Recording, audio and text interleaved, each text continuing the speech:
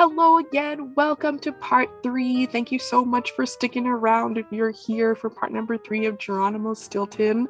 I think this book is almost done. We are almost there. So let's see what happens next after Geronimo celebrates his birthday. What a wonderful idea. Thea burst out laughing. Why, you are paying, of course. Pinky organized everything. Wasn't that sweet of her? She said she would do it for free because you are such a good boss. Oh dear, I said. I suddenly felt queasy. But the best is yet to come, Thea went on. In a few minutes, the great poet Walt Whitmouse will read a poem in your honor. He charged a lot of money to write it, but it's worth every penny. After that, 1,000 balloons will be released into the sky. Then there are fireworks. Don't worry about those. We hired 4 of the best firework experts around to light them. They're waiting on the roof right now. Balloons? Fireworks? Expensive poetry? The room started to swim before my eyes, but there was more. And wait until you see your birthday cake, Thea said. Pinky and I came up with this idea together. We're so much alike, aren't we? Anyway, the cake has 10 layers. Each layer is a foot high, with cream cheese frosting and candied cherries. On the top is a winged mouse made of Parmesan cheese. A 10-foot cake? I started to groan. We had such a hard time trying to get someone to bake it for us. Thea continued.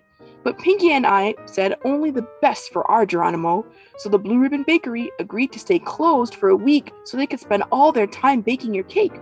It took 20 bakers working day and night to finish it. I sat down on the couch. My head was spinning. I could barely breathe. In my head, I started adding up what everything would cost. The caviar, the cake, the fireworks, the band, the terrible photos. I ended up with a very large number with a lot of zeros on the end. I fainted. I came to when Trap dumped the contents of an ice bucket on my head. No, I moaned. This can't be happening. Pinky ran up to me, a big smile on her snout. Hey, boss, she said. Did you like your party? I can honestly say that this is a birthday I will never forget, I grumbled. I stood up, brushing ice cubes off my fur. Did you tell him yet? Thea asked. Pinky? I got a bad feeling again. Tell me what? I asked. Jerrykins, Pinky had a brilliant idea, Thea said. We're all going on a trip to the North Pole. The North Pole, I squeaked. Why on earth would I want to go there? It's freezing cold and there are no cheese shops there. Pinky made a deal with Mouse TV, Thea explained. We're going to celebrate New Year's Eve at the North Pole. The TV station is going to film it. Isn't that great? I was speechless. Get a good night's sleep, boss, Pinky said. We leave first thing in the morning. The North Pole? Tomorrow morning? I fainted again. Rise and shine. I did not sleep well that night. I kept having nightmares about being outside in the freezing North Pole. I felt cold. So cold. I woke up to find that Trap had dumped another ice bucket on me. My cousins stood there with Benjamin, Mary, and of course, Pinky. Rise and shine, cousinkins, Trap said. It's time to leave. I jumped out of bed. Ice cubes slid to the floor. You did not have to wake me up like that, I grumbled. Besides, I am not going to the North Pole. Pinky shoved the pile of clothes in my paws. There was a pair of boots lined with fake cat fur, a parka, earmuffs, gloves, and other cold weather gear. Everything was Pinky's favorite color, of course, shocking pink. I will not wear this stuff, I protested. Anyway, where is Thea? Isn't she a part of this? Suddenly, I heard a very loud noise outside. I had another bad feeling. I ran up to the roof. Trap and the others scurried behind me. There, hovering in the sky, was a helicopter. Thea leaned out the window and waved. Her violet eyes were gleaming. All aboard, she cried. Absolutely not, I squeaked. I would rather give up cheese than get on that helicopter. I am not going and I mean it. Or my name is not Geronimo Stilton. Someday you will thank me. 10 minutes later, I was sitting on the helicopter. I had no choice but to put on the shocking pink parka that Pinky had given me.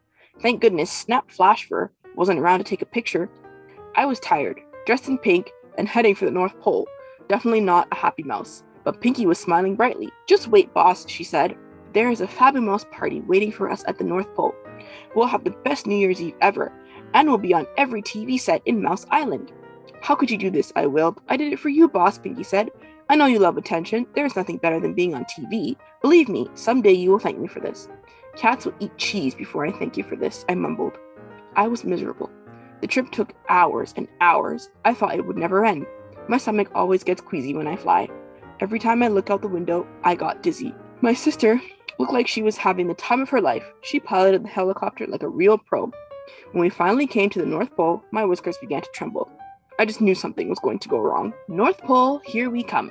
Get ready to land, Thea shouted. Thea steered the helicopter so it pointed down. Right below us, I saw an enormous ship. As we got closer, I saw it was an icebreaker. It pushed its way through the frozen seas. Here we are, Thea yelled. She aimed the helicopter at the ship's wide deck. A cold wind blew across the water, but we landed safely. When the helicopter blades stopped spinning, we walked onto the deck. A rat in a captain's uniform greeted us. You must be Stilton, Geronimo Stilton, he said in a crisp voice. I am Nelson, Captain Oceanus Nelson. It's a pleasure to meet you. I shook his paw. Then he turned to my sister Thea. His whiskers began to quiver. What a beautiful landing, he gushed. He took her paw and kissed it. You should have joined the Navy, my dear lady. They could use a talented and lovely rat like you. I groaned quietly. Everywhere Thea went, rats tripped over their tails to get her attention. It looked like Captain Nelson was no different. Pinky stepped forward. She took out her diary and began to flip through the pages. Let's get busy, crew, she shouted. New Year's Eve is the day after tomorrow. The captain took his eyes off Thea and turned to me with a serious look. My shipping company told me you needed this ship for an important mission, he said. Exactly what kind of mission is it? Oh, just wait and see, Thea piped up. It's going to be fun. Yes, fun, Pinky agreed, but she didn't give any details either. Captain Nelson didn't seem to like that. He pulled me aside. Listen here, Stilton, he said. I have two very important questions for you. One, what kind of mission are you planning? And two, does your sister have a boyfriend? I sighed. I might as well tell Captain Nelson the truth. I think the special mission is some kind of party, I said. Captain Nelson raised his furry eyebrows in surprise. A party? This is a real ship. You cannot have a party here, he squeaked. I decided to change the subject. As for my sister, I said, she does not have a boyfriend. In fact, I am sure she would love to go to the party with you. A spooky shape in the fog. Captain Nelson and I were interrupted by the sound of excited squeaks. Pinky and Thea were exploring the ship. We should have the party in here, Thea was saying, walking around the large galley. Right, said Pinky. She began pointing around the ship. The food tables will be here. We'll need a lot, because I'm expecting about 500 guests. Maybe 1,000 even. Then Pinky walked over to a door with a plate that read, Captain Nelson's office. Perfect, she said. The rock band can go in here. Captain Nelson turned pale. I felt sorry for him. I knew just how he felt. I decided to leave Pinky and Thea to their plans. I walked up on deck. The air was bitter cold. I was glad to be wearing my parka, even if it was pink. I leaned over the railing and gazed out across the water. White foam capped the waves like fluffy whiskers. It was rather beautiful. The sun was setting, streaking the sky a lovely shade of cheddar gold. Maybe this trip would not be so bad after all. Then things suddenly grew dark. The ship had sailed into a misty gray fog. Boo-wee! The ship's fog signal rang out in the night. But then something caught my eye. There was a big, dark shape looming in front of us in the fog. Was I seeing things? I cleaned my glasses so I could see better. Then I put them on again. The shape was still there. Right in front of the ship, it was getting closer. I gulped. It looked just like an iceberg, I squeaked. We were about to crash into an enormous iceberg. I had to do something.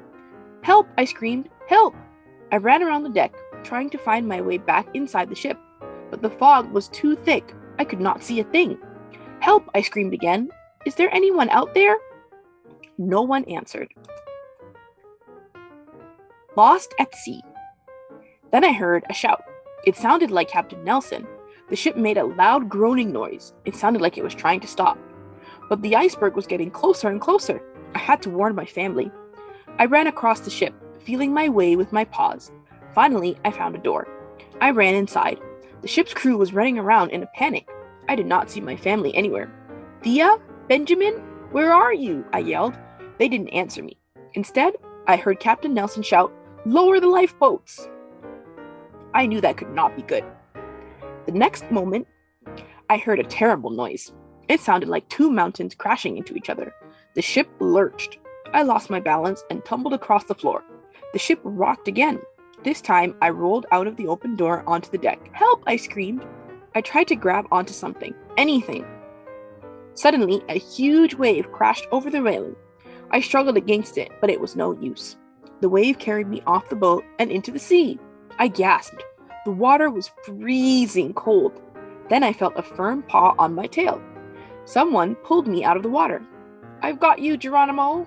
It was Trap. He must have found his way to one of the lifeboats. Trap pulled me up next to him. I looked around, dazed. We were not on a lifeboat. We were on an iceberg, the very same iceberg that had crashed into the ship. I struggled to my feet, shivering. Trap was not alone. Thea, Benjamin, Pinky, and Mary were all on the iceberg. I was happy to see them safe, but I was not happy for long. There was no sign of the ship. That thick fog did not lift. It wrapped around us like a cold, wet blanket. "Let's dig a shelter in the ice," Thea suggested. We dug for hours. Then we huddled inside, trying to keep warm. But we were still cold. Icicles dripped from my whiskers. Besides being cold, we were hungry too. And Trap kept making things worse. "Wouldn't a hot cheese pizza be delicious right now?" he said, licking his snout. "Or maybe a grilled cheddar sandwich. Or a triple-decker creamy cheesecake. Or maybe..." Trap went on and on for hours. I was so hungry, I wanted to eat my socks. We were lost at sea all night. The next morning, I was shivering and daydreaming about cheddar cheese when I heard Benjamin shout, "Uncle, look, it's a helicopter." We crawled out of the shelter. Benjamin was right. A helicopter flew in the distance. The writing on it read, "Mouse TV." The helicopter got closer. We heard the loud whir of its blades. Then we heard another sound. Music. "It's a ship," Benjamin cried. It was a ship, and it was coming to rescue us. Thea, Pinky, and Mary let out a cheer. Then they began to dance. "Dance with us, boss," Pinky said. "You'll get warm." And this is where we will stop for part 3. I look forward to part number 2 to see what happens with Geronimo and his friends and family. Bye!